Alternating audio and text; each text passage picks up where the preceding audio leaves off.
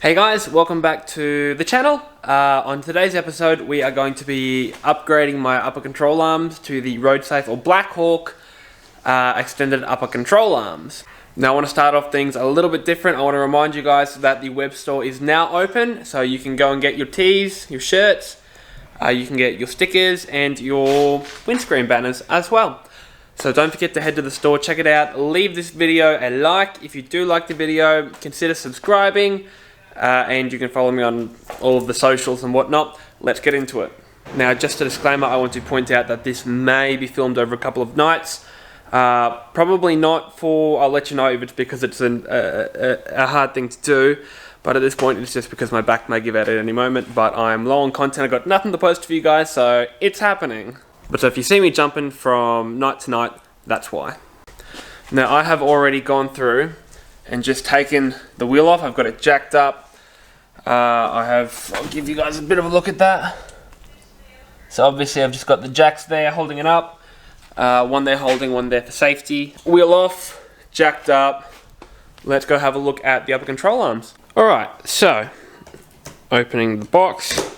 Now obviously I've already been in and had a look, and they are beautiful. So obviously that is the, get out of there. That is the control arm itself. It's got this little cap on it just to protect the ball joint. Nearly lost that over the edge. So some kind of bump stoppy. I'm assuming those bolts there are for the ABS system. Now, in the bottom of the box, obviously you've got the second upper control arm. You've also got a couple of bolts and whatnot, probably for those, and God knows what else we're about to find out. You've got castle nuts for the bottom joint. You also get two stickers. So that's basically it. I'll give you guys a closer look.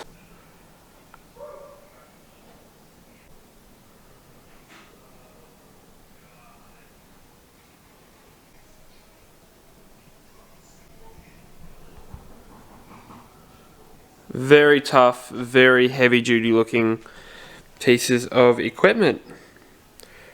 Very happy.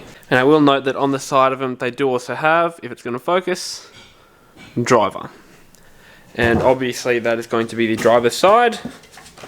I say obviously, but I haven't actually checked. And they've got passenger written on the other one. I was right.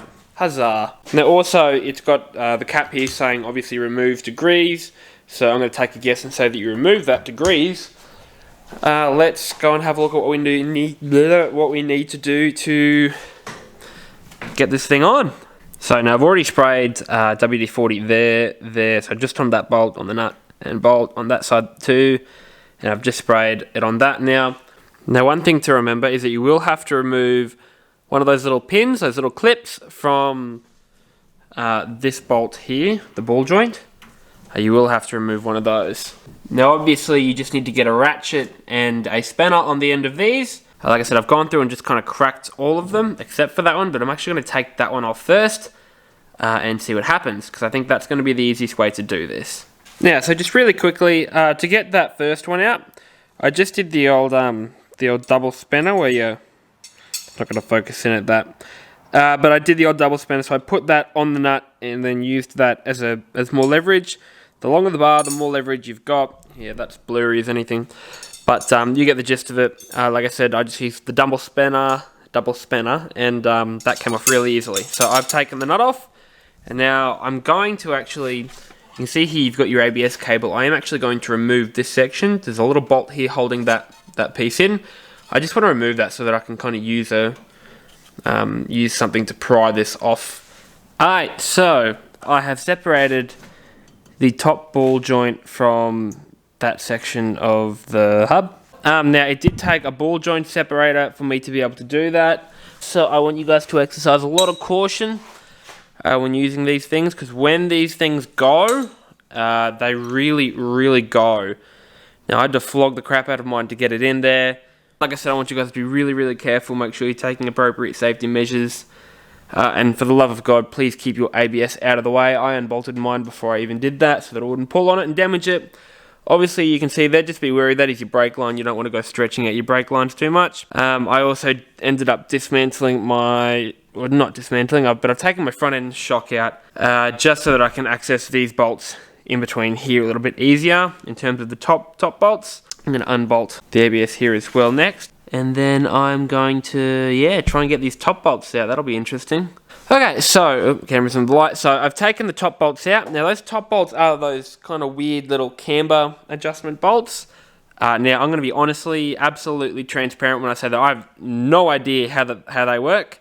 And that you should take your car in for a wheel alignment after you've done this. Because maintaining a good wheel alignment is important for your tyre life and drivability, handling, steering, things like that. So absolutely, when you're done doing this, you should get your wheels aligned.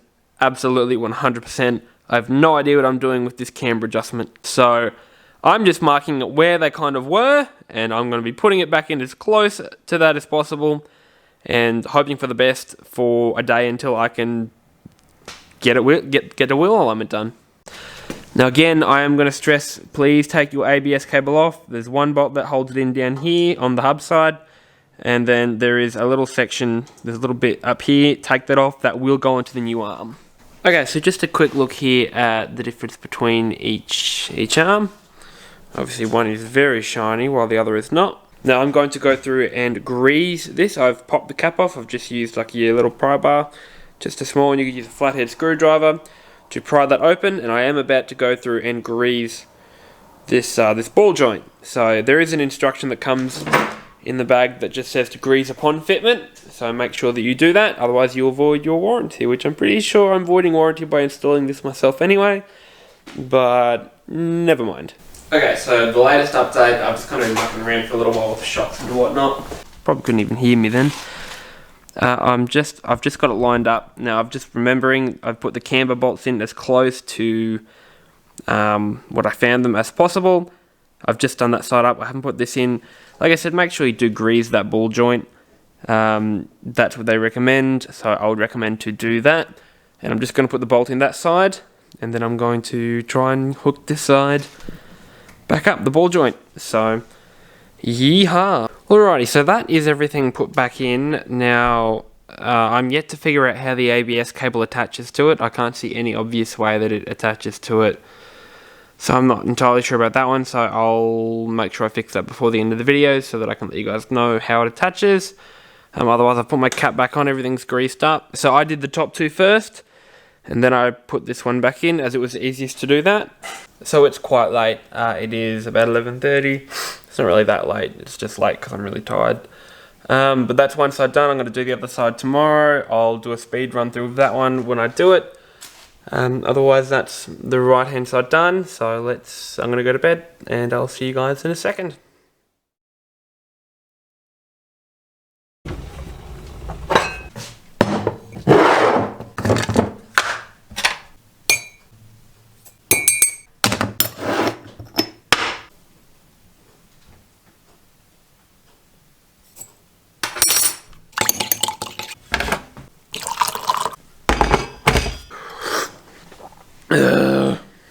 Alright, night two. I am just going to do a speed run through the second arm because it should be exactly the same as the first arm. So I'm just going to speed run through that. There's no need for me to go through in great detail. It should be exactly the same, hopefully.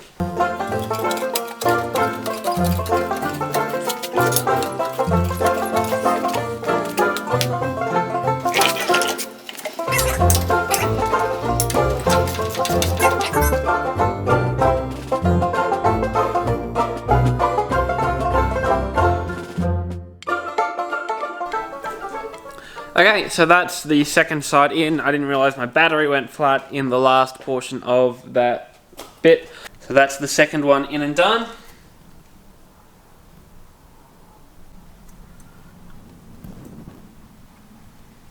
Very good. Now I'm going to put my last tyre back on, and I'm going to go to bed.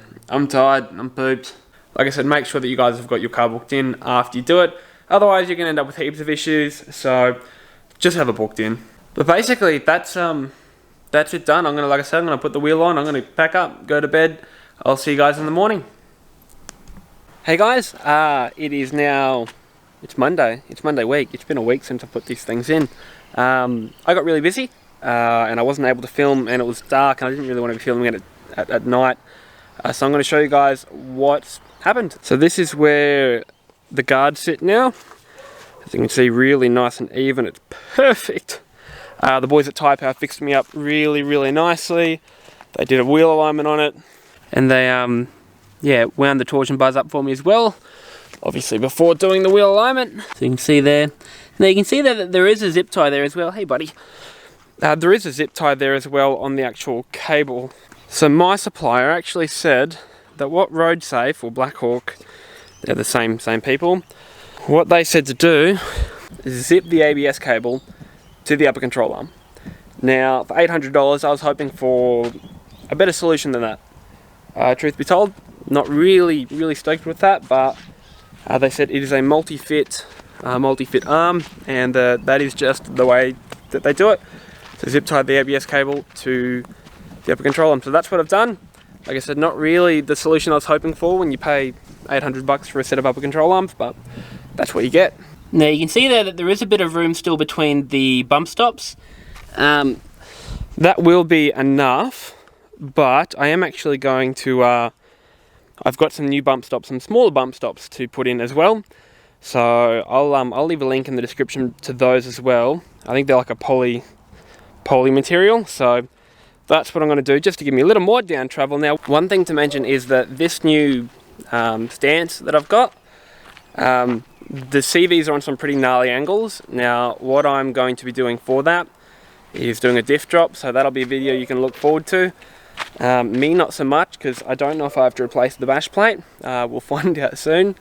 If anyone knows, drop it in the comments below if you have to fit a new bash plate for a diff drop. If anyone knows that, if you can throw that in the comments below, that'd be great. Now that should be everything done. So don't forget you can head to my website to get yourself a shirt or some stickers or a windscreen banner, whatever floats your goat. You can also follow me on Facebook, Instagram, Snapchat, and obviously on YouTube as well. Don't forget to hit that bell button. You'll get a notification every time I post a video. You don't want to miss that. Thank you for watching. Hope you enjoyed the video. I'll see you guys in the next video. Ow!